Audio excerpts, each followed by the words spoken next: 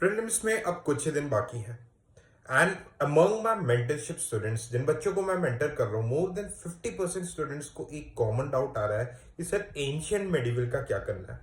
तो I thought कि ये डाउट आप में से काफी लोगों को आ रहा होगा।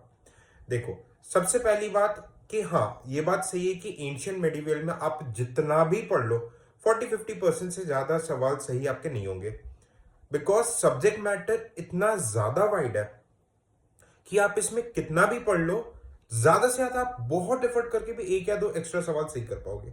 रादर देन लोग बोलते हैं कि आप उसकी जगह पॉलिटी, ज्योग्राफी, एनवायरमेंट पे एफर्ट करो, बट इसका मतलब ये नहीं कि हमें एंशियंट मेडिवल छोड़ना ही है।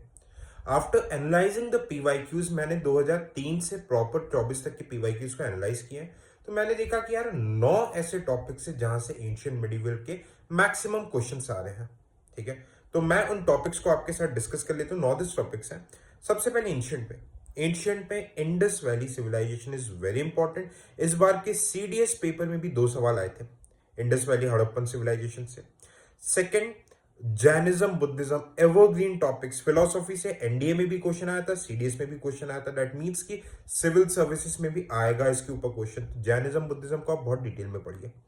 ठीक है, इसके बाद आप आ जाओगे, ये 3 टॉपिक्स हो गए। इसके बाद आप आ जाइए, ठीक है, अब इससे रिलेटेड आपको टर्म्स भी पढ़ना। अलग से टर्म स्पोर्ट्स में ही नए टॉपिक्स नहीं बना रहा। आप ये जो चीजें पढ़ रहे हो, जैसे इंडस वैली पढ़ लो, उसके जो टर्म्स रिलेटेड है, उसके एडमिनिस्ट्रेशन से रिलेटेड, उसमें जो पोर्ट्स रिलेटेड है, आपको पढ़ने।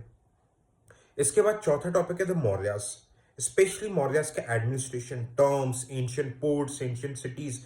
अशोका को बहुत स्पेसिफिकली बहुत ध्यान से करना। सीडीएस में 2 सवाल थे अशोका से, ठीक है, इसी साल के। तो आप समझ जाओ हिंट हिंट किस तरफ जा रहा है सीएससी का।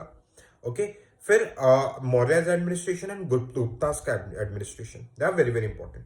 ठीक है, बाकी ये 5 टॉपिक्स एंशियंट के हो गए। बाकी सारे डायनेस्टीज का एक टाइमलाइन, हम बोलते हैं ना, क्रोनोलॉजी का एक हल्का सा हिसाब रखना। कौन सा राजा, जैसे शुंगा कब थे, हर्षवर्धन कब था, कनिष्का कब आया था, एक जनरल सा सातवाहंस कब आए थे, एक क्रोनोलॉजी, एक जनरल आइडिया। बाकी इन मेन टॉपिक्स पे 5 टॉपिक्स पे फोकस करना है। सिमिलरली अगर मैं प्रायोरिटी वाइज बोलूं मेडिवियल में, तो सबसे पहले विजयनगर अंपायर। विजयनगर अंपायर हर साल सवाल है, आपको चप्पा चप्पा पढ़ना है उसका। ठीक है, सेकंड, मुगल्स और दिल्ली सुल्तान्स का एडमिनिस्ट्रेशन और आर्ट एंड आर्किटेक्चर। एडमिनिस्ट्रेशन में जो टर्म्स रिलेटेड ये सारी चीजें भी आ जाती है। ठीक है, ये हो गया। ओके, नेक्स्ट नेक्स्ट अगर मैं बात करूं तो भक्ति सूफी मूवमेंट, भक्तिज्म वगैरह, शंकर आदि शंकराचार्य, रामानुजाचार्य, इनके बासवन, हर साल एक दो क्वेश्चंस रहते हैं। ये टॉपिक्स हो गए। ओके, अब सेम क्रोनोलॉजी, जो डायनेस्टीज थे, ठीक है, जैसे कि गुर्जर, प्रतिहार, इन सब डायनेस्टीज का एक क्रोनोलॉजी का हिसाब रखना है आपको। और जो 10th सबसे इंपॉर्टेंट टॉपिक है, सीडीएस और एनडीए में इस साल के 5-5 6-6 सवाल आए थे।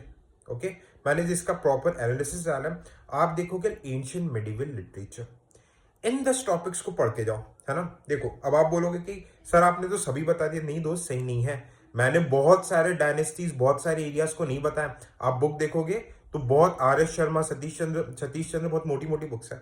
आप बस इन 10 टॉपिक्स को, ये टॉपिक्स, हर टॉपिक्स आपके 3-3 4-4 पेजेस के होंगे।